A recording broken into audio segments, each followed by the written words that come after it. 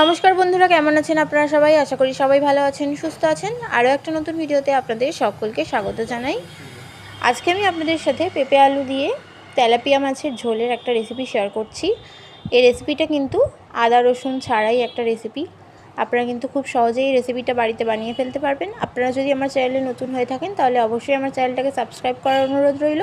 যদি ভিডিওটা ভালো লাগে তাহলে ভিডিওটাতে একটা লাইক করে পাশে থাকা বেল আইকনটা অবশ্যই হিট করে দেবেন। তাহলে আমার চ্যানেলে যে কোনো ভিডিও আমি পোস্ট করি সেটার নোটিফিকেশন কিন্তু সবার আগে আপনাদের কাছে পৌঁছে যাবে। চলুন তাহলে শুরু করা যাক। আজকে কিন্তু আমি এখানে তেলাপিয়া মাছ ব্যবহার করছি। আপনারা চাইলে যে কোনো অন্য রুই মাছ, কাতলা মাছ বা যে কোনো অন্য মাছ ব্যবহার করতে পারেন।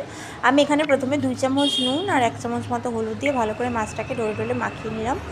আমি এখানে একটু নুনটা বেশি পরিমাণে ব্যবহার করেছি মাছ মাখানোর সময়, তাই সেই ক্ষেত্রে কিন্তু আমি রান্নার ক্ষেত্রে কিন্তু নুন কম করে দেবো। তেল দিয়ে দিচ্ছি কড়াইতে। আমি সানফ্লাওয়ার অয়েল ব্যবহার করেছি। আপনারা চাইলে অন্য যে কোনো তেলেই কিন্তু এই রান্নাটা করতে পারেন। এরপরে ভালো করে 2 পিঠ লাল করে মাছটা কিন্তু খুব সুন্দর করে একটু ভেজে নিতে হবে উল্টে পাল্টে।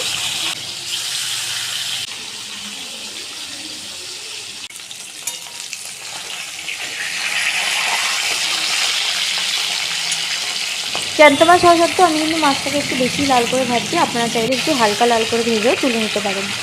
মাছটা ওদিকে ভাজা হতে থাক, ততক্ষণ দেখিয়ে দিই আমি এখানে আজকে কী কী সবজি ব্যবহার করছি। আজকে আমি এখানে ব্যবহার করছি আলু ছোটো ছোটো করে কেটে রাখা, ডুমো ডুমো করে পেঁপে, আর এখানে একটা গাজর নিয়েছি একদম সরু সরু করে, মোটামুটি এই যে এরকম সাইজ করে কেটে নিয়েছি।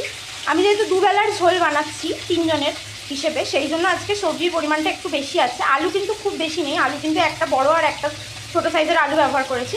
এবারে কড়াইতে এই 1 চামচ টোটাল 1 চামচ জিরে আর অল্প একটু কালো জিরে নিয়ে টোটাল 1 চামচ ফোড়ন আমি এখানে দিলাম।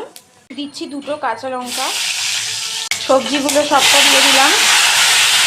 দিচ্ছি অর্ধেক টমেটো, 1 চামচ হলুদ, 1 চামচ জিরের গুঁড়ো, 1 চামচ ধনের গুঁড়ো। ওটা একটু মাছ আমি নুন দিয়ে ভেজেছি তাই এখানে আপাতত 1 চামচ নুন দিলাম। এটা খুব সুন্দর করে নেড়ে চেড়ে মশলার সাথে মিশিয়ে কিন্তু লাল করে একটু ভাজা ভাজা করে নেবো সবজিটাকে। খুব সুন্দর করে ভাজা ভাজা করবো একটু সবজিটা, 5-7 মিনিট মতো সময় লাগবে। বেশ কিছুটা গ্রেট করা আদা,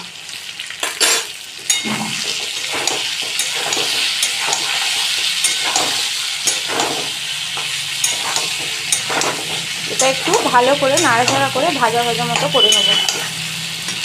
একটা কাটা বেগুন, বেগুনটা আমি শেষে এই জন্য দিলাম কারণ বেগুন তো গলে যাবে, তাই একটু শেষেই দিলাম। করছি সবজির রং দেখে তোমরা বুঝতেই পারছো যে সবজিটা কত সুন্দর করে আমার ভাজা হয়ে গেছে। এরপরে আমি